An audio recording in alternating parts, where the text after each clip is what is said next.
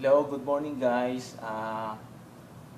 Naririto po ako ngayon sa isang lugar na kung saan pinagtataguan po namin ang mga gamit na hindi na nagagamit, yung mga sira at yung mga scrap na po pwede naman po palang maging ah, cash.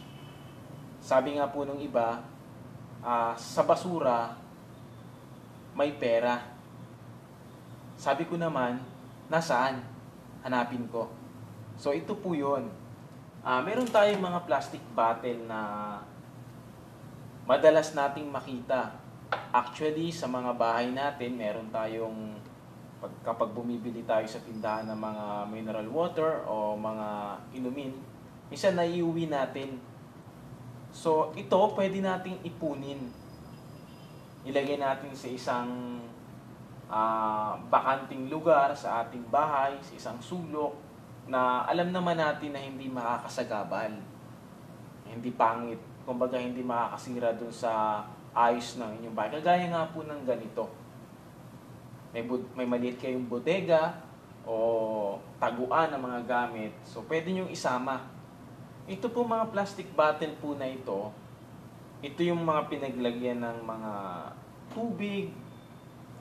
Yung iba naman, yung inumin natin na madalas na makikita sa mga binibilan natin, kagaya ng mga juice or mga sito, yung mga madalas nating binibili na pwede nating maipon at pwede nating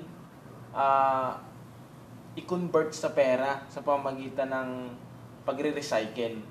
Kaya ang gagawin po natin, ipapakita ko lang sa inyo, ito yung mga ilang bottle na ating naipon. Nagtanong ako minsan dun sa isang namimili po ng plastic bottle. Ang sabi niya, yung 1 kilo na plastic bottle na buo o pinipi man natin, 7 pesos po yun. Yung 7 pesos, hindi po natin yun makikita sa daan kapag naglakad tayo.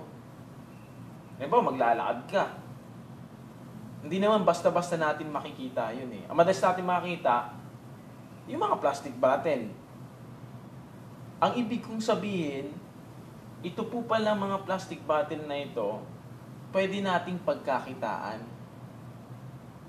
So ito, mga napulot na po natin at ating i-scrap na po. Tatanggalin natin yung mga takip. Separate po natin sa isang lalagyan.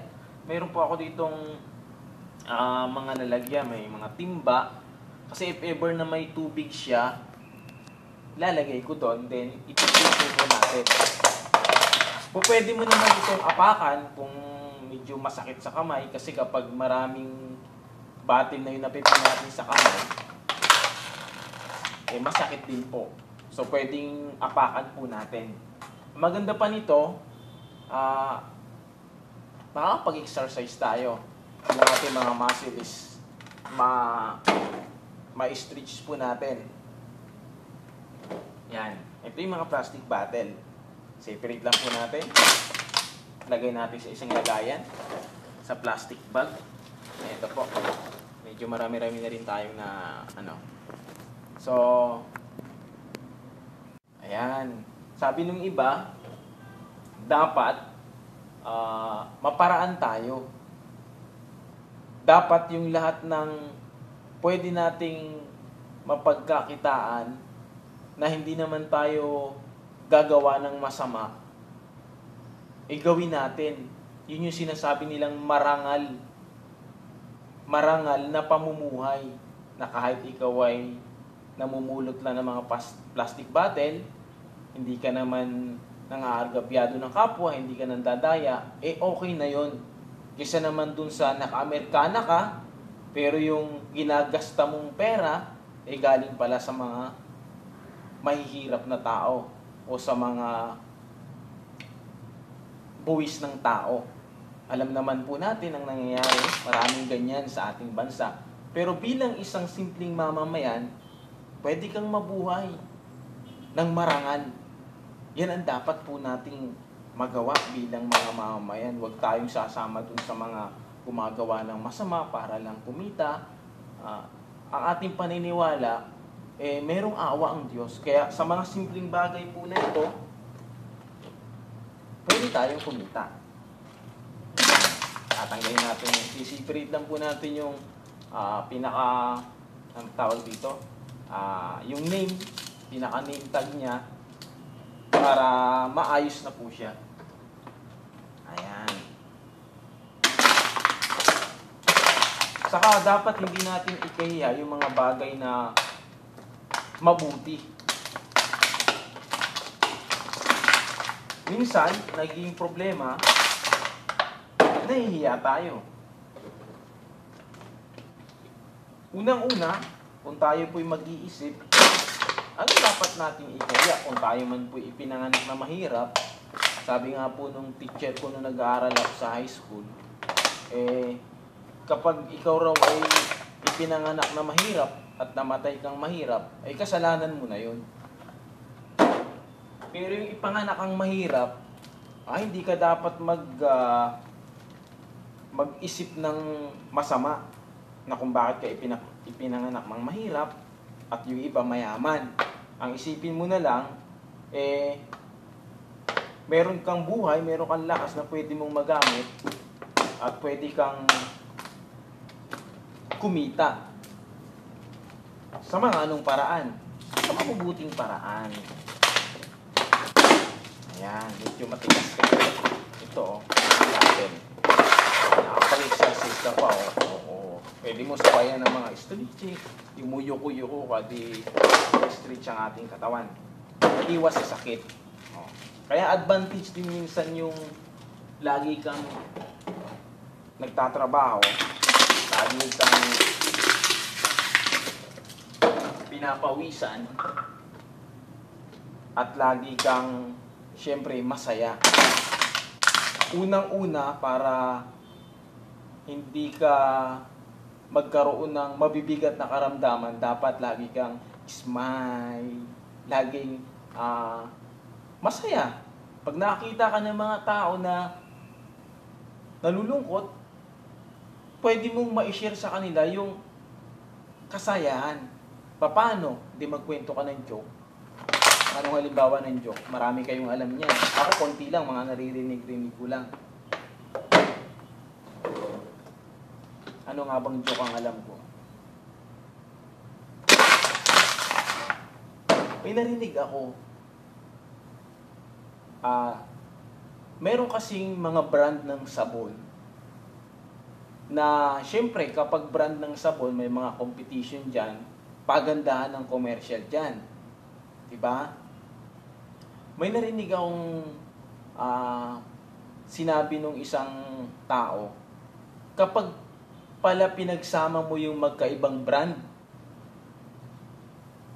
halimbawa, powder, pinagsama mo magkaibang brand. Halimbawa, si brand X saka si brand B.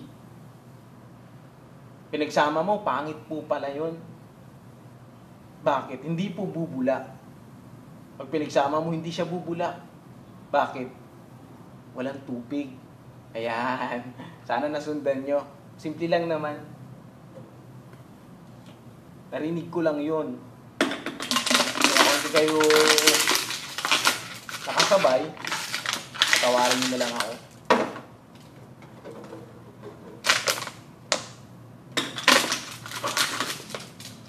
Pero alam nyo, minsan, siguro na itatanong nyo sa inyo mga sarili. Tayo bilang nasa hanay lang naman tayo ng mga mahihirap, natatanong natin, bakit may ganito? Bakit may ganyan? Alam nyo, ang pinakamaganda nating isipin, kaya nag-exist yung mga bagay na napapansin natin, ang isipin natin, mayroong nagpahintulot at mayroong gumawa ng bagay na yon. Siyempre, unang-una nating isipin ay mali. Mali pala yung ilagay. Unang-una nating iisipin, kaya tayo nabubuhay, merong isang kapangyarihan na umiiral. Merong Diyos na gumawa ng lahat ng mga bagay.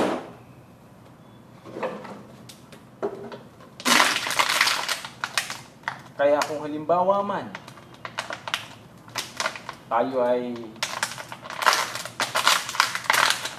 nagising at awa niya, hindi tayo nagkakaroon ng mabibigat na karamdaman, yung mga bagay na dapat nating ipagpasalamat sa araw-araw. Kung ano meron tayo, maging masaya tayo. Kasi sabi nung iba, man has no satisfaction. Sabi nga nung teacher ko rin o instructor ko nung nag-aaral ako, ang taong araw walang kaligayahan, hindi siya nasasatisfy. Kaya sabi niya gusto niya magkaroon ng ganito. Gusto ko magkaroon ng kotse. Nagkaroon siya ng kotse. Nung nagkaroon siya ng kotse, sabi niya gusto ko magkaroon ng, siyempre yung pangarap niya, nagkaroon siya ng kotse, yun namang kotse mamahalin. Parang sa cellphone lang po yan eh. Nung una, siyempre, pagbaguhan ka, gusto mo yung mga ano lang. Gusto mo kahit, basta yung napipindot lang, sabi ng iba, basta nakakapag-text at nakakapag-call, para nakakapag-talk and text, yon. Yun yung pinakaalam nating primary na gamit ng cellphone. Ano po. Basta nakakapag-text lang at nakakapag-talk, okay na yon. Pero lumabas yung mga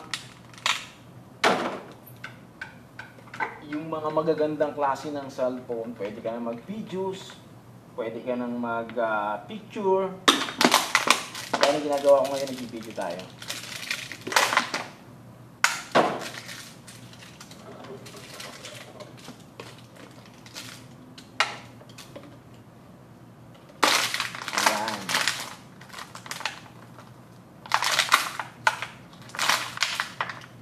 Ito 1 kilo ha. 1 kilo ng mga plastic bottle, 7 pesos. Malaking bagay na yon. Pwede mo nang ibili ng ano yon. Ano ba pwedeng ibili nun? O 7 pesos, ipunin mo kung saan sakali. Wala akong mabiling eksaktong 7, pero biskwit pwede na yon. Hindi ko naman po sinasabing mamulot kayo. Ang ipinapakita lang po natin, sa mga ganitong bagay na itatapon na, pwede pa natin pagkakitaan. Sa katulad kong mahirap, malaking bagay po ito. Tatandaan po natin, walang 1,000 kung walang piso. Walang 1,000,000 kung walang 1,000. Anong ibig sabihin? Nagsisimula yan sa maliit. Paano mo makukuha yung malaki kung yung maliit na mga ganitong paraan hindi natin kumbaga pagtitiyagaan. Sabi nga nung iba, pag walang tiyaga, walang nilaga.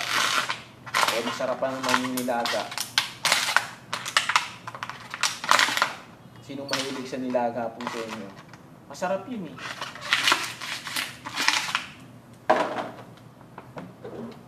Ayan, malapit na tayong matapos.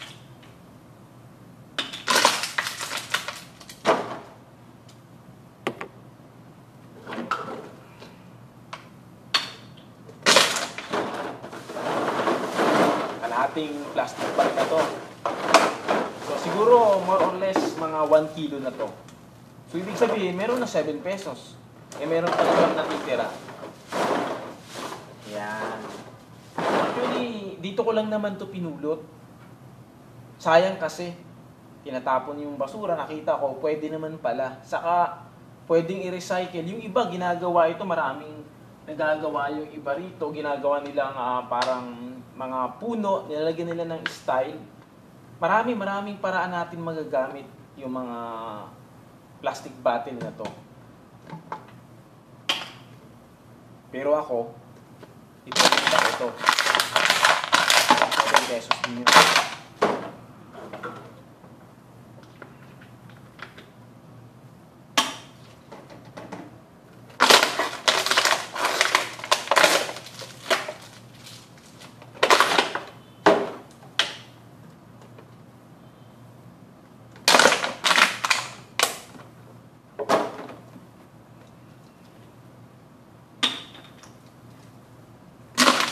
Gusto ko sana kumanta, kaya lang hindi naman maganda yung boses ko, kaya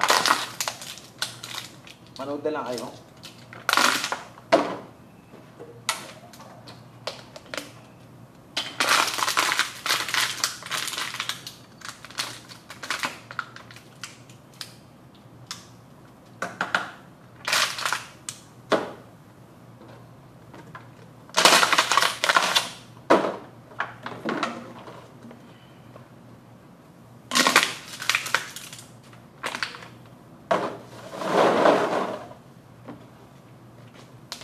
Guys, malapit na tayo matapos.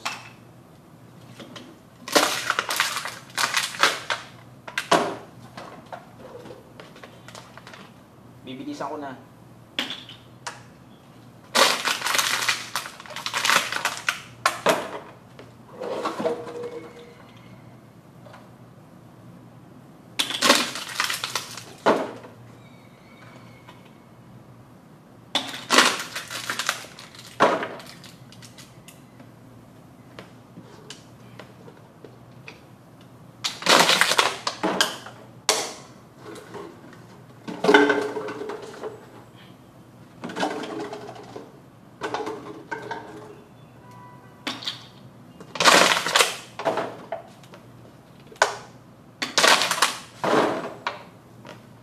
Actually, ginawa ko na to dati.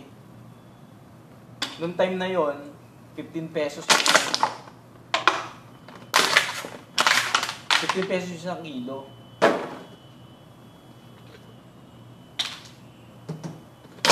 Pero ngayon, bumaba na.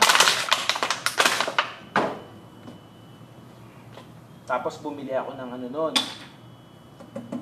Arena. Nakabenta ko, bumili akong Arena, asukal, saka itlog. Sinamahan ko na rin ng baking. Alam mo ginawa ko? Hot cake. Tapos pininda ko. Tapos, yung puhunan ko doon, na galing nga sa pagbenta nito, 200 yun eh. O 100, na doble siya, naging 200. Kaya nakita ko sa mga ganun, simple, pwede pala tayong kumita.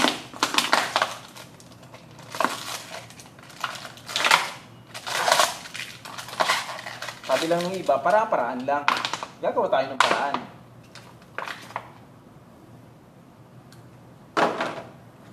Yung paraan na mabuti.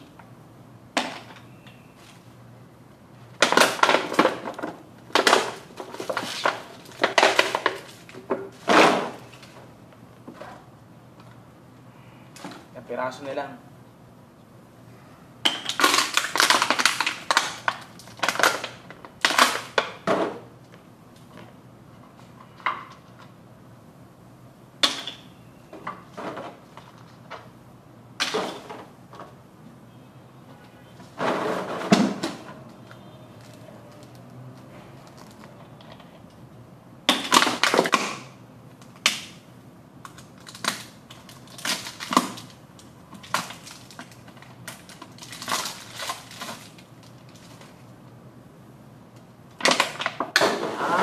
Okay na, siguro more or less mga 2 kilos po ito. Kaya kung 7 pesos po yun, meron na akong 14 pesos. Pamasahe na yun. Malaking bagay na yun, ano po.